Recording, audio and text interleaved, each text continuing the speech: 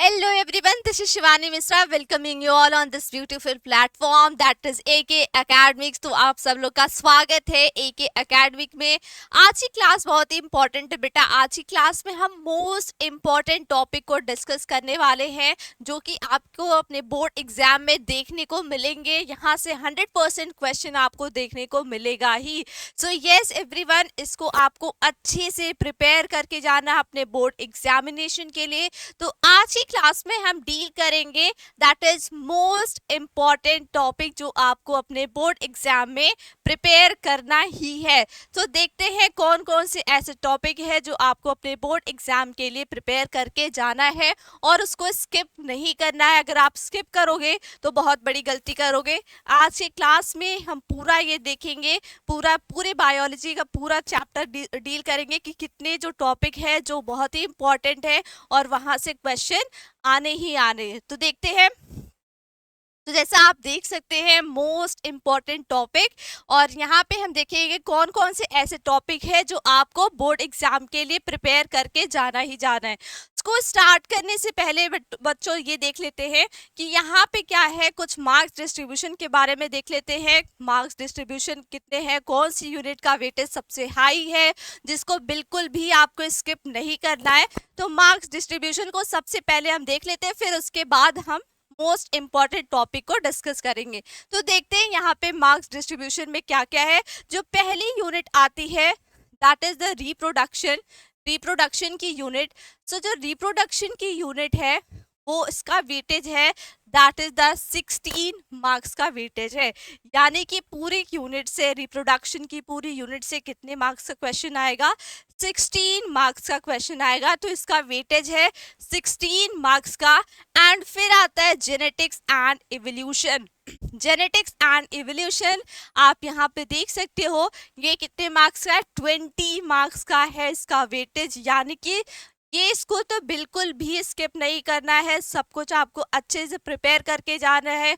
और कौन कौन से टॉपिक है जो कि बहुत ही इंपॉर्टेंट है जिसको बिल्कुल भी स्किप नहीं करना है, वो सारी चीज़ें आज की क्लास में हम डील करेंगे।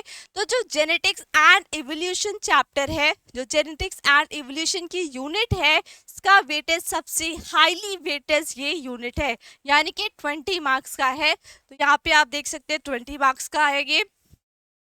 एंड थर्ड यूनिट नेक्स्ट आती है that is the biology and human welfare.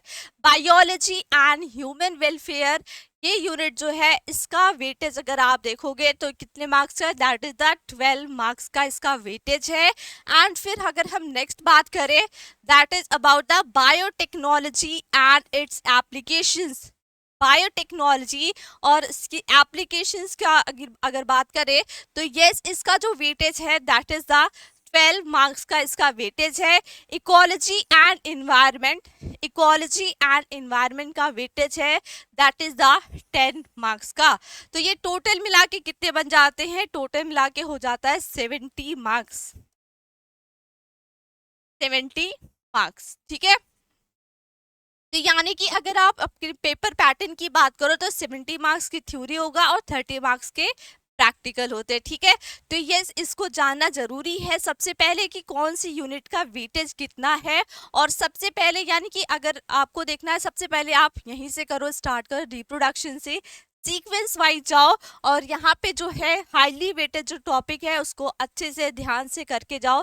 ये सारी चीजें इंपॉर्टेंट है और इसको आपको फॉलो करना है। ठीक है। यस। अब यहाँ पे हम देखते हैं हमारा क्रैश कोर्स स्टार्ट हो चुका है, एडमिशन स्टार्ट हो चुका है एंड इसकी जो प्रॉपर क्लासेस है 4 नवंबर से चलेगी। यस, आप सभी लोग यहाँ पे एनरोल करा सकते हैं और इसकी टोटल फी है दैट इज 2500। लेकिन ऑफर चल रहा है, अर्ली बर्ड ऑफर, एंड इसकी फी हो जाती है ये घट के दैट इज द 999। और ये ऑफर वैलिड है 4 नवंबर तक, ये ऑफर वैलिड है। और हमारे क्रैश कोर्स में क्या मिलेगा आपको, live class, recorded class, PY की solutions, guest paper, NCERT solution, handwritten notes, unsolved paper and 400 plus live classes.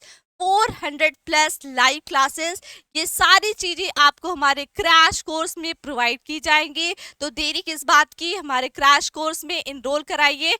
And yes, very important कि आपको एक ही एकेडमिक ऐप को डाउनलोड करना है गूगल प्ले से। आप यहाँ पे सर्च करोगे गूगल प्ले पे, आपको ये ऐप दिख जाएगा और उसको आपको डाउनलोड करना है।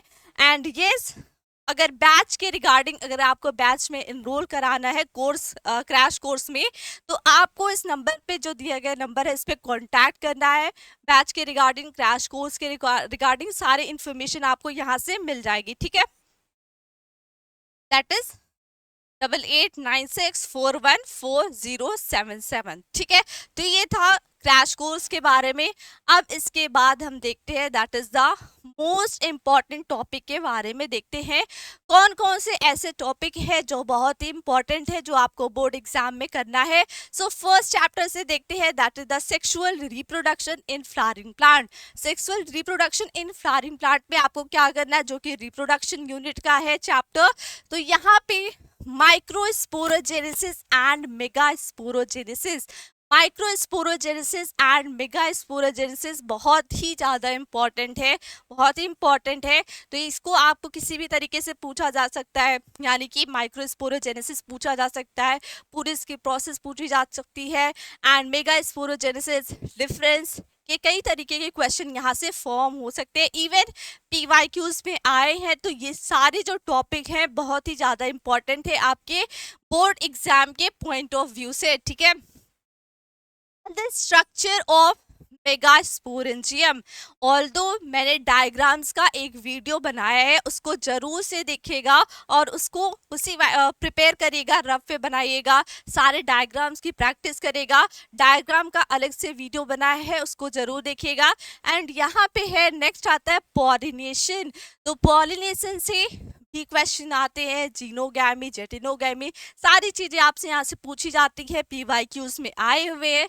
तो ये जो टॉपिक है बच्चों, इसको अच्छे से आपको करके जाना है। एंड नेक्स्ट आता है artificial hybridization, double fertilization, very very important. ये सारी चीजें आपको प्रिपेयर करना ही है, ये टॉपिक आपको स्किप नहीं करना है बोर्ड एग्जाम अगर देने जा रहे हो तो। अब नेक्स्ट देखते हैं इसके बाद ह्यूमन रिप्रोडक्शन। ह्यूमन रिप्रोडक्शन से क्या आता है, ह्यूमन रिप्रोडक्शन यानी कि male reproductive system, female reproductive system, male reproductive system. इससे तो बहुत ही क्वेश्चन आए हैं, भर भर के क्वेश्चन आए हैं और आएंगे भी, डायग्राम बेस्ड भी क्वेश्चन आए हैं। तो यस, इसको प्रिपेयर करके ही जाना है। Female reproductive system, again it is very important, ये सारी चीज़ें आपको करनी है। Gametogenesis, very very important, spermatogenesis से आता है क्वेश्चन, oogenesis से क्वेश्चन आता है, यानी कि oogenesis की पूरी प्रोसेस पूछी जाएगी, आपको पूरा चार्ट बनाना है, फ्लो डायग्राम के थ्रू समझाना है, ये सारी चीज़ें पूछी जाती है। स्पर्मेटोजेनेसिस के बारे में पूछा जाता है। तो ये सब तो करने ही करने हैं, ये सारे टॉपिक आपको प्रिपेयर करके जाना है। Structure of sperm, structure of sperm में menstrual cycle, again it is very important, क्योंकि यहाँ से क्या पूछा जा सकता है, जो इसका ग्राफ है, ग्राफ में जैसे फेजेस है, ठीक है, menstrual phases and follicular phases, जिसको प्रोलिफरेटिव फेज भी कहा जाता है। तो ये जितने भी फेजेस है, ल्यूशियल फेज, फेजेस को हटा सकता है वहाँ से, ग्राफ से रिमूव करके फेजेस के बारे में भी पूछा जा सकता है, ठीक है। तो मेंस्ट्रुअल साइकिल से केस बेस्ड क्वेश्चन भी बन सकता है। तो ये सारी जो टॉपिक है आपके लिए बहुत ज़्यादा ही इम्पॉर्टेंट है। अब यहाँ पे आता है fetal ejection reflex, fetal ejection reflex, again it is very important. ये सारी चीज़ें यहाँ से आपके चैप्टर से उठा के बनाई गई हैं। तो यस, इस सबको आपको प्रिपेयर ही करना है। फीटल इजेक्शन रिफ्लेक्स, यहाँ सबसे पीवाईक्यूज बने हैं, आए हैं क्वेश्चन एंड आगे भी आएगा, ठीक है। अब यहाँ पे देखते हैं, नेक्स्ट आता है रिप्रोडक्टिव हेल्थ। रिप्रोडक्टिव हेल्थ में क्या आता है, मेथड्स ऑफ कॉन्ट्रासेप्शन, ये भी बहुत इंपॉर्टेंट है। मेथड्स ऑफ कॉन्ट्रासेप्शन ये पढ़ना ही पढ़ना है आपको। एंड नेक्स्ट आता है, that is the art, art से क्वेश्चन आएगा। आर्ट क्या है, that is the assisted reproductive technology, assisted reproductive technology, यहाँ से भी क्वेश्चन बने हैं और बनेंगे। तो ये जितने भी टॉपिक आपको बताए गए, इसको प्रिपेयर करना है आपको बोर्ड के लिए। अब इसके बाद हम देखते हैं नेक्स्ट चैप्टर की बात करते हैं। तो नेक्स्ट चैप्टर क्या है, that is the principles of inheritance and variation. Principles of inheritance and variation, यानी कि ये किस यूनिट का है, that is the genetics and evolution, जिसका वेटेज सबसे ज्यादा है। तो इसको भी आपको अच्छे से करना है। Incomplete dominance, ABO blood group, sex determination in honey bee, Mendelian disorders, pedigree analysis and chromosomal disorder. ठीक है, तो ये सारी चीजें आपको प्रिपेयर करके जाना है। और ये आपके जेनेटिक्स एंड इवोल्यूशन जो यूनिट है इसका है ये चैप्टर, और ये सबसे हाईली वेटेज यूनिट है। अब यहाँ पे आता है मॉलिक्यूलर बेसिस ऑफ इनहेरिटेंस। बच्चों very important question, very important chapter, क्योंकि ये जो जेनेटिक्स एंड इवोल्यूशन की यूनिट है ये हमने देखा कि ये सबसे हाईली वेटेज है इसका, यानी कि 20 नंबर का है। तो इसमें ये वाला जो चैप्टर है, वैसे सारी चीजें इंपॉर्टेंट है बेटा, सारे चैप्टर इंपॉर्टेंट है, लेकिन ये वाला चैप्टर आप पढ़े होंगे, आपने देखा होगा कि सबसे बड़ा, काफी लेंथी है। वहां से कुछ चीजें सेलेक्ट की गई हैं, आप देख सकते हो कि कौन कौन से टॉपिक है जो कि बहुत ही इंपॉर्टेंट है। एंड अगेन ये जो सैम्पल पेपर आया उसमें सबसे ज्यादा यही से क्वेश्चन बने हैं। तो आपको सैम्पल पेपर भी कराया जाएगा, ये सारी चीजें आपको हमारे क्रैश कोर्स में कराई जाएंगी, तो इसको जरूर आप इनरोल कराइए।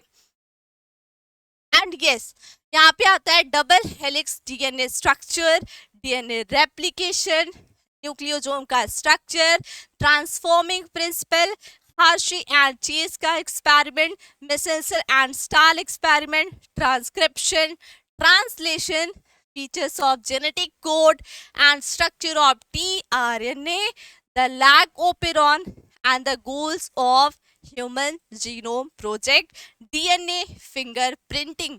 ठीक है, तो ये जितने भी टॉपिक है ये सब आपको प्रिपेयर करना है। आपको पता है कि molecular basis of inheritance chapter काफ़ी लेंथी है, और यस इस यूनिट का weightage, again I am saying, unit का वेटेज ज़्यादा है।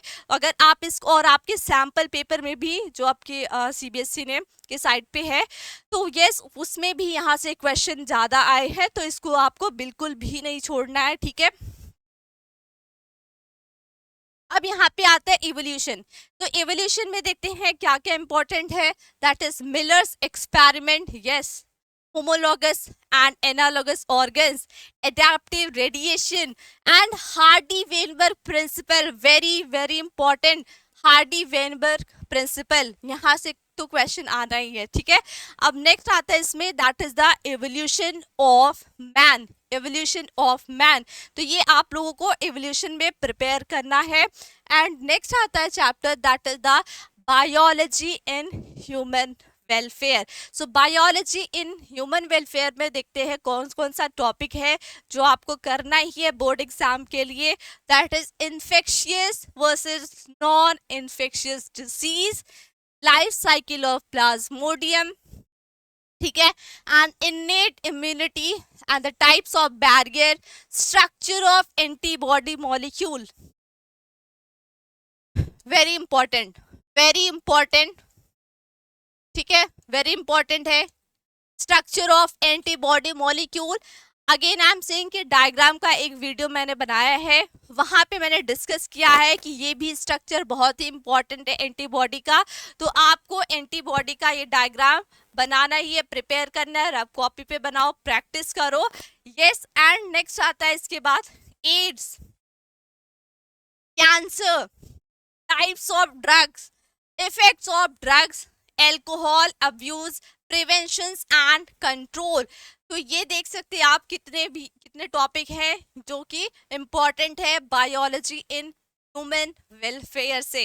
ठीक है, तो यहाँ पे हमने देखा infectious versus non infectious disease, life cycle of Plasmodium, यानी कि वहाँ पे जितने भी स्टेप्स हैं उसको याद रखना इंपॉर्टेंट है, innate immunity, types of barriers, structure of antibody molecule, तो जैसे एंटीजन बाइंडिंग साइट एंड कितने डाइसल्फाइड बॉन्ड बनते हैं, ये सारी चीजें आपको याद रखनी है एंटीबॉडी के स्ट्रक्चर में। And AIDS, cancer, types of drugs, effects of drug, alcohol abuse, prevention and control.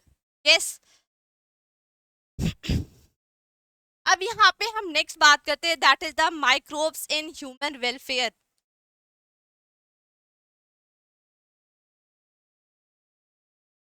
तो माइक्रोब्स इन ह्यूमन वेलफेयर में देखते हैं कौन कौन से टॉपिक है जो आपको प्रिपेयर करना है बोर्ड एग्जाम के लिए। Bio active molecules, right, bio active molecules, sewage treatment, structure of biogas plant. ठीक है बच्चों, अब इसके बाद हम देखते हैं बायोटेक्नोलॉजी प्रिंसिपल एंड प्रोसेसेस में। इसमें आते हैं recombinant DNA technology, that is tools and processes, gel electrophoresis and downstream processing. ठीक है, अब यहाँ पे next chapter biotechnology and its application से जीएमओज। जीएमओज क्या है? Genetically modified organisms, genetically modified organisms, तो ये भी आपको अच्छे से करना है। BT cotton, RNA interference, and next आता है जेनेटिकली इंजीनियर्ड इंसुलिन। ठीक है, तो ये सब इंसुलिन वेरी इंपॉर्टेंट का स्ट्रक्चर जो बना है आपकी एनसीईआरटी में, तो ध्यान रखना है। And biopiracy. ठीक है, अब इसके बाद आता है next chapter, that is the organism and populations. और ऑर्गेनिज्म एंड पॉपुलेशन में देखते हैं एज पिरामिड, वेरी इंपॉर्टेंट, यहाँ से क्वेश्चन आता है। Factors affecting population density, growth model, population interaction से भी क्वेश्चन आता है, फूड पैरासिटिज्म। तो ये जितने भी टॉपिक है इसको आपको अच्छे से प्रिपेयर करना है। इकोसिस्टम में आता है डीकॉम्पोजिशन एंड फूड चेन। यहाँ पे हमने देखा कि organism and population age pyramid, यहाँ से क्वेश्चन पीवाईक्यू उठा के देखोगे आपको पता चलेगा कि कितने क्वेश्चन यहाँ से इस टॉपिक से आए हैं। तो यस, ये पीवाईक्यूज की एनालिसिस अच्छे से करके सारी चीजें बनाई गई है। तो आप एक बार पीवाईक्यूज उठाइए, सॉल्व करिए, ये सारे टॉपिक से क्वेश्चन बने हैं और बनेंगे भी। तो 2025 के लिए आपको अच्छे से रेडी हो जाना है, प्रिपेयर करना है। आगे हम देखते हैं, yes, biodiversity and conservation. Biodiversity and conservation chapter में क्या आपको प्रिपेयर करके जाना है? Species area relationship, causes of biodiversity losses, reasons of biodiversity conservation, and next आता है in situ conservation versus ex situ conservation, in situ versus ex situ conservation। ठीक है, तो ये आपको प्रिपेयर करना ही करना है बायोडाइवर्सिटी एंड कंजर्वेशन के लिए। Species area relationship very important, and causes of biodiversity losses, ये सब चीजें आपको इस टॉपिक चैप्टर से, ये सारे टॉपिक आपको करने हैं। ठीक है, अब यहाँ पे नेक्स्ट क्वेश्चन आता है। ये सब हमने देख लिया कि कितने टॉपिक हैं जो कि बहुत ही इंपॉर्टेंट है। इसको अगर आप स्किप करोगे तो भूल जाओ, अच्छे नंबर नहीं आने वाले। फिर आप सबको ये सारे टॉपिक अच्छे से रेडी करना है, प्रिपेयर करना है। जहाँ पे भी डायग्राम्स की जरूरत है उसको अच्छे से डायग्राम बनाइए। डायग्राम नीट एंड क्लीन होना चाहिए, बट उसको ऐसा नहीं कि आप डायग्राम बनाने बैठे हो तो डायग्राम ही बनाओ, ऐसा भी नहीं करना है। अब यहाँ पे बात आती है कि हम आंसर्स को कैसे अच्छे से लिख सकते हैं। तो आप बुलेट पॉइंट में पॉइंट वाइज आंसर्स अच्छे से लिख सकते हो। एंड यस, नेक्स्ट आता है दैट इज द कीवर्ड्स को अंडरलाइन कर सकते हो, and flow chart and diagram का इस्तेमाल कर सकते हो जहाँ पे भी नेसेसरी है, जहाँ पे जरूरी है, आपको लगता है कि यहाँ पे डायग्राम बना सकते हो तो वहाँ पे डायग्राम बनाइए। फ्लो चार्ट का इस्तेमाल करिए, इससे आपकी जो प्रेजेंटेशन है वो बहुत ही अच्छी लगती है, एग्जामिनर को देखने में अच्छा लगता है कि यस, बच्चे ने फ्लो चार्ट से पूरी चीजें समझा दी है। ठीक है, एंड यस, जब भी आप डायग्राम बनाओ लेबलिंग को एक साइड में रखो। राइट साइड में वैसे लेबलिंग को रखते हैं, तो लेबलिंग को राइट साइड में रखो, तो दैट वो हॉच पॉच जैसा ना लगे, राइट। तो लेबलिंग को आपको एक साइड में रखना है। जब भी आप डायग्राम बनाओ उसको नीट एंड क्लीन बनाओ, पेंसिल से बनाओ, इट्स ओके, पेंसिल से बनाओ, अच्छे से दिखेगा, प्रेजेंट होगा। ये जरूरी नहीं पेन से बनाओ, 10 घंटा आप डायग्राम बनाने में लगा रहे हो, बहुत टाइम जा रहा है, तो ऐसा कुछ नहीं करना है। आपको नीट एंड क्लीन बनाना है, आप पेंसिल से भी बना सकते हो। ठीक है, and yes, try to write clean and neat answers. तो ये हमने देख लिया, नीट एंड क्लीन आंसर्स करिए, सारी चीजें आपको करनी है जो कि जरूरी है फॉर द बोर्ड एग्जामिनेशन। तो आपको ये सारे टिप्स फॉलो भी करने हैं। एंड ये जितना भी आपको टॉपिक बताया गया है उसको अच्छे से करिए, प्रॉपरली पढ़ाई करना शुरू कर दो, क्योंकि आपके पास टाइम बहुत कम है। अभी से अगर आपने स्टार्ट नहीं किया है, स्टार्ट करिए और पढ़ना शुरू कर दो। सो यस बच्चों, आज की क्लास के लिए इतना ही रखते हैं, फिर मिलेंगे नेक्स्ट क्लास में। तब तक के लिए थैंक यू।